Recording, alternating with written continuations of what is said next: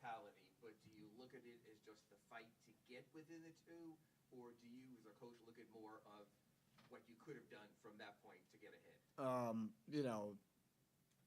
It doesn't ever matter how you get there. Of course, there's things that we're going to look at and try to get better so we're not down, 17. But at the end of the day, it's a 2-point game, and we had our opportunities there. We struggled to contain Mitchell, obviously, down the stretch. He made some tough shots. He did what he typically does. We threw, 2 or 3 things at him, and he still was able to negotiate and manage and find some airspace. So we'll get to work. We have a couple days, and we just got to figure it out. There's a couple, games where we're right there. And now we just have to figure out how to get it over the top. It's going to take more. It's going to take collectively us, digging deeper, and we have respect for who they are, what they can do, but we have to be better. You obviously didn't end the way you guys wanted it to, but what did you guys do better to have that third quarter and the fourth quarter to get it down to 2? Well, we had more consecutive stops. And we just kept on digging. That for us, that creates momentum. I know everybody says that, but for us, it definitely does. And then we were able to generate some good things, going down the other end. Tyler was really good. I thought Bam's competitive spirit all night long was exactly what we need from him. And Nico gave us a real good boost. Offensively, we just look different when he's on the floor. He creates some stress with his skill, and I'm pleased that he was able to play those 24 minutes. It's a credit to him putting in all that time conditioning, the last month or so. Thoughts on the lineup change? I mean, obviously it seemed apparent, but going with Davion and shaking things up when he'd been so good as a sixth man, what was your thought? Yeah, just to there's a couple different factors with that, but wanted to. Be able to organize ourselves offensively at the start a little bit better, get Tyler off the ball, Wiggs off the ball. And then obviously, some defensive presence. His competitive spirit on the ball was very good all night. And you're dealing with, 2 guards that can put a lot of pressure on you. There seemed to be an emphasis from the start to generate more threes. Were you happy with the outcome process today? Yes, some of the spacing that led to turnovers. We have to clean that up. And look, each game is different. This is what this game presented, and we have to be able to take open shots, create open shots. If those shots end up being the three-point line, you take them. If they end up being at the rim, you take them. In a playoff game, if they end up being somewhere in between with the right guys, you might have to take those as well. We just have to consistently get to our wheelhouse more often. And their 11 threes in the second quarter, is that just a point where, I don't want to say throw your arms up in the air, but when they're No, you never do. You got to keep on. You have to stay the course. You have to become even more stubborn. There was 4 of those, I believe, that we defended really well, and we closed out, and we contested. And they made those. And then once it got to 7 or 8, I think those last 4, I think we were discouraged, just for a short period of time. And this team, they can make shots. You just have to be relentlessly consistent and stubborn. You have to continue to make those efforts and close out and get a hand-to-ball contest, even if they make 4 or 5 in a row. Then that means you have to show even more resolve. And so that's what will get better. Those whatever it was, 4, I just remember those were not the same efforts, and we'll clean that up. You talked about after last game about trying to get Tyler more involved in the crunch time offense, and we saw, ironically, Davion seemed to run point almost exclusively, but Tyler's motion, both towards the ball and away from the ball, seemed to finally create those advantages you guys were looking for. So what were you looking for there? Well, it's tough to just run a direct play for him, against this defense. So this is something, we've had to develop for a few months. Getting him off the ball, creating some overreactions, become a lot more, patient in that game, and it opens up a lot of things for us. Might be different next game. The decision to go without Andrew in the fourth quarter, they're not ever sticking with that. Yeah, I mean, we'd taken all the way to 2. I thought about it. I actually put him at the scorer's table at 6 to go, and the group wanted to keep on pushing through. Stayed with it, but obviously, he'll be very important the rest of the series. How important was Jovic's just kind of like more quick and decisive decision making? Yeah, that's who he is. Yeah. He's been, just a big time boost for us off the bench, all year long. And he's a dynamic player. So we just look different. He's on the court. He makes quick decisions. He's got a great skill level. He's got size. I'm pleased that he was able to play these 24 minutes in a playoff setting, which is probably like 45 minutes in a regular season. He's been grinding the conditioning to prepare for this. So much of the conversation before the game was game 2 Spo. You just have a consistent ability to get your teams to turn things around after the game 1 loss. What is the key to being able to bounce back, both like emotionally and execution wise? That's the deal. We have to. We'll get to Miami. We'll get to work. All right. Thank you. Thanks, Erik.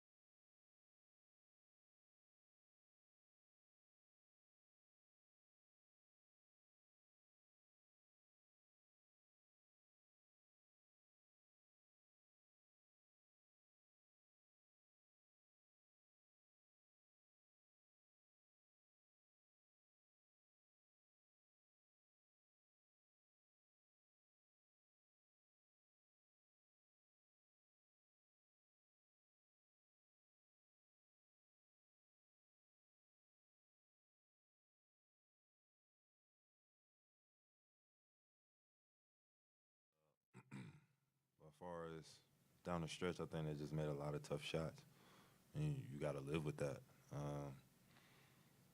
So from that standpoint, we get home, figure out how we can get two at the crib. That second quarter, they set a playoff record, the most threes made in a single quarter. Was that a matter of you guys giving them good looks, or were they just kind of hitting tough shots in that stretch? Hitting tough shots, obviously. Coach wants us to run them off the line, so we got to do a better job of that. And we just got to go down when we get a stop, go down and then convert. Nico closed with you guys first game he's really played in 2 months, played 25 minutes in a playoff game. What did he add that maybe you guys have been missing? I mean, he just adds that dynamic as a quote unquote big. Being that he can also space the floor, but also run the point. Get guys in the triggers, and obviously, he can knock down a couple shots. Your goal was to get one here in Cleveland. Obviously, go back to Miami down 0-2. What's the approach now as you head back home and you try to get back in the series? I mean, get home, get a great cooked meal, and you go out and try and get you two at the crib.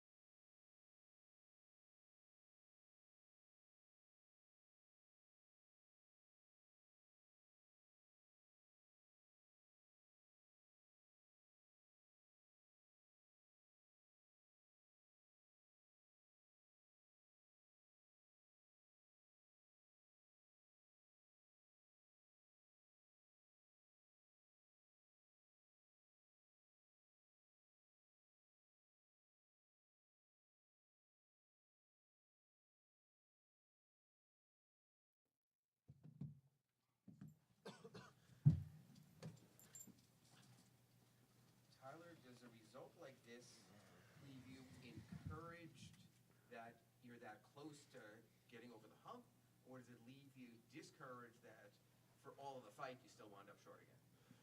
I think neither, honestly. You know, we lost the game. I don't think there's any moral victories in this, honestly. But, you know, you can take some things, the positives from this, and try to carry it over to Game 3. And again, we'll watch film, put a game plan together, see what we can take from this game and carry over to the next. You know, I thought we came out better tonight. You know, we had a better disposition on both sides. But we're going to need that for a full 48 minutes. You know, we can't have lapses where we're not fully engaged or getting shots on goal, or, you know, that disposition that we talked about has to be there, you know, the entire game. What can you take from it at the end of the second half? You was talking about carrying things over. What can you take from it at the end of the second half? I mean, we'll watch film and see what we did well. It felt like we were running a little bit more, obviously getting stops. When they were making every shot, it felt like in the first half it was it's tough to kind of run and get out in transition when they're making shots and we're not getting stopped. So I think that's the main thing that I took away in the second half, was we were able to get more stops and turn that into, you know, 3-on-3s, 4-on-4s that we can, you know, generate some easier baskets. Coach said one of the reasons he started Davion was to get you off the ball, as has been the case often this season, to make it a little bit easier or less difficult on you. How helpful was that lineup adjustment, and what was it like playing with that dynamic tonight? Yeah, it was good. Obviously, Davion, he's on the ball not only on offense but defense as well. He's a point of attack defender for us. You know, we still had some miscommunications on the switches that we can clean up. We got to get that together, obviously, sooner than later, or we'll be down 3-0. Offensively, though, did that help you? Was it maybe, you were talking about sort of having to do so much in Game 1. Did it make it a little bit easier for you to get to spots playing with Davion? Yeah, for sure. You know, they're denying me the ball and, you know, trying to keep a body on me.